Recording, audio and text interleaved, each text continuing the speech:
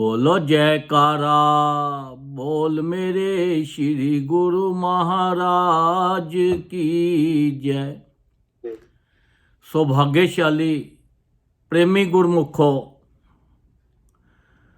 साध संगत है औषधि और कुसंग है काला नाग। लोह मोह को त्याग कर गुरु चरणन अनुराग। तो देखो, ये संसार के अंदर जो है, अगर हम संसार के अंदर अपने मन को लगा दिया तो ये तो काला नाग है। ये हमें फिर वही 84 में जाके फंसा देगा। और गुरु चरणन में लगाएंगे तो हमारा कल्याण हो जाएगा। जैसे घड़ी साज होता है, छोटी से छोटी घड़ी को भी उसके कितने बारीक पुर्जे होते हैं, उनको देखने के लिए एक लेंस लगाता है। वो लेंस के जरिए से वो छोटे से छोटे पुर्जे को भी देख लेता है और घड़ी को ठीक कर लेता है। ऐसे ही ये जो जीव आत्मा है, इसका कोई भी आकार नहीं है।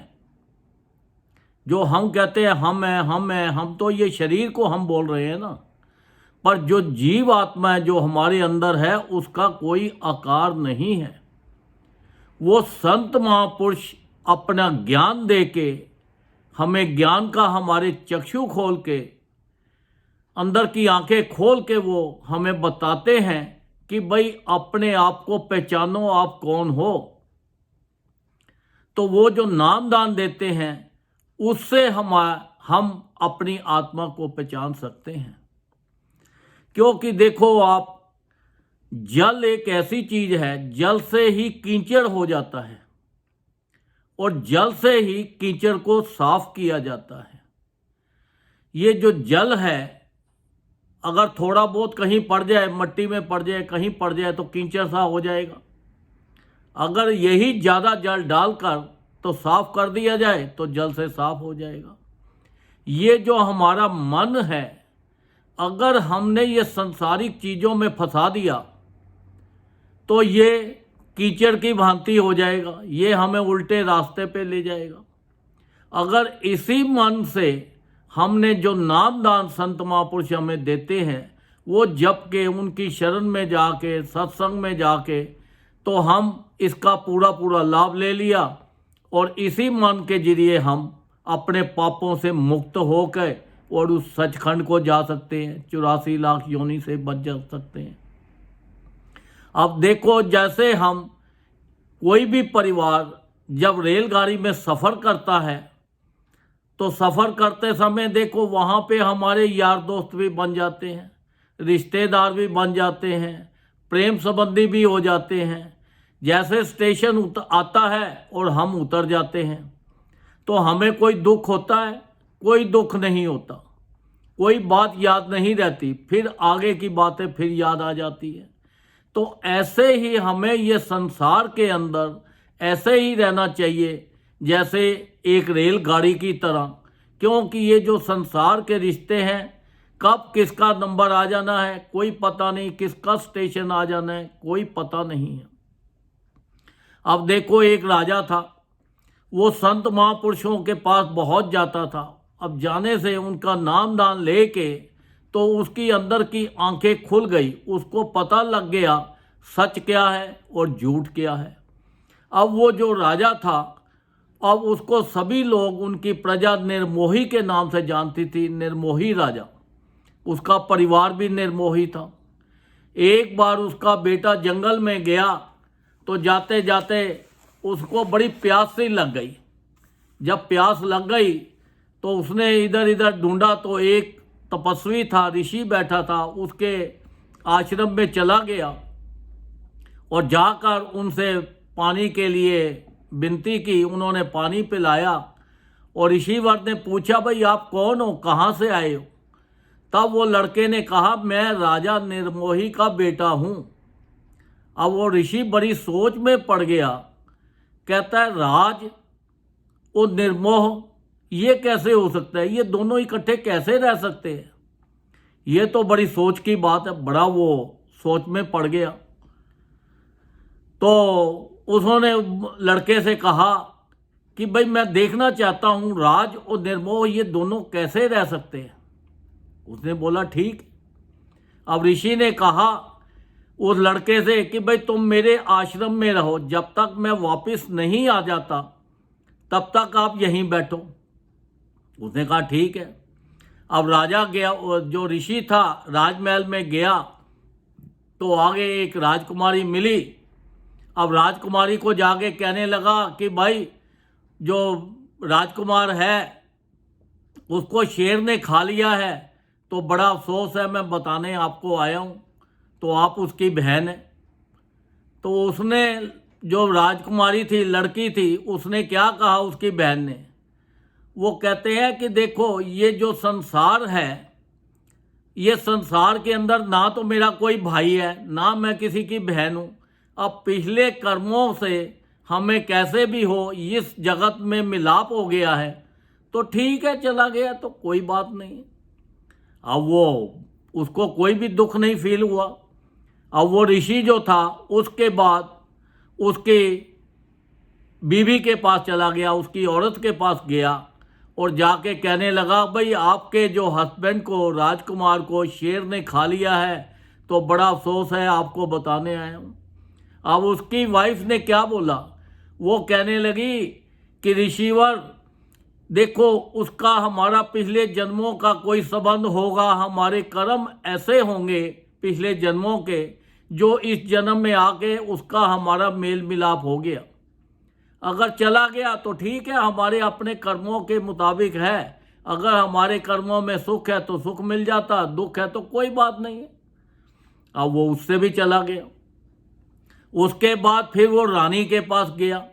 रानी को जाके कहने लगा भाई ये तो बहुत बड़े दुख की बात है, आपके ऊपर बहुत पहाड़ टूट पड़ा है, आपका जो बेटा है उसको शेर ने खा लिया है।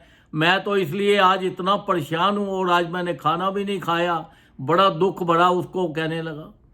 तो रानी ने कहा हे तपस्वी, देखो ये जो एक दरख्त है, ये संसार जो है ये एक वृक्ष है।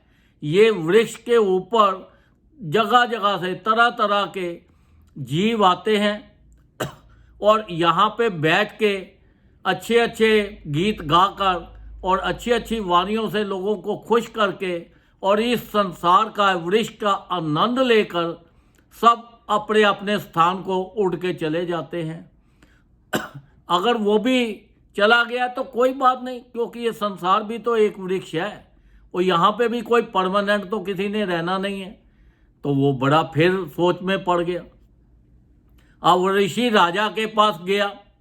जब राजा के पास गया तो राजा को जाके कहा कि भाई तुम्हारे बेटे को शेर खा गया है, तो बड़ा दुख है, वो मैं आपको बताने के लिए आया हूँ।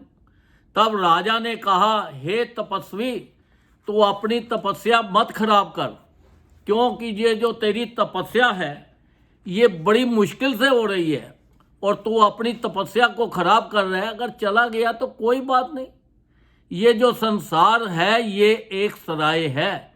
अब ये सराय के अंदर कोई भी परमानेंट तो किसी ने रहना नहीं है, जो आया है तो उसने जाना तो है ही, तो क्यों तो अपनी तपस्या को ख़त्म कर रहा है।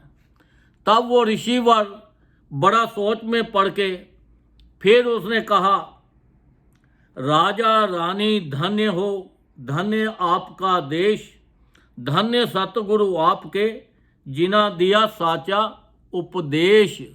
देखो वो ऋषि ने कहा कि देखो तुम्हारे जो गुरु हैं उन्होंने, वो भी धन्य हैं कि जिन्होंने तुम्हें ऐसा सच्चा उपदेश दे के और इस काबिल बना दिया है कि तुम्हें ये मोह माया से सबसे हटाकर और सच बता दिया है।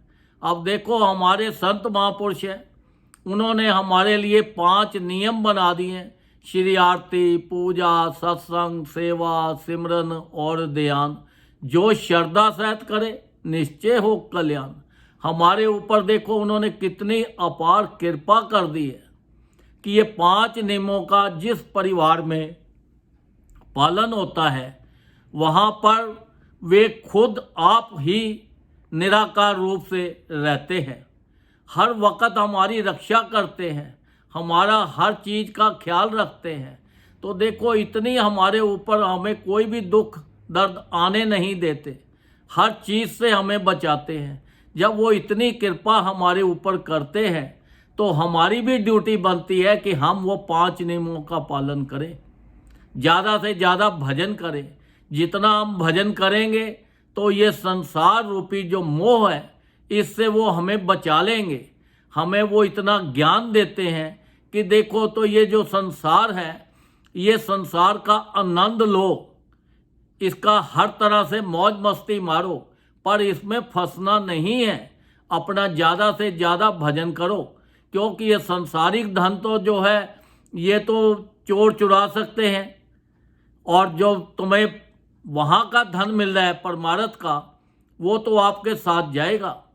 तो वो हमारे ऊपर जब उन्होंने इतनी अपार कृपा करते हैं तो हमें भी उनका ज़्यादा से ज़्यादा भजन करना चाहिए, उनके हुक्म में चलना चाहिए, उनके नियमों का पालन करना चाहिए, ताकि हमारा जो संसार है वो सुखी हो जाए।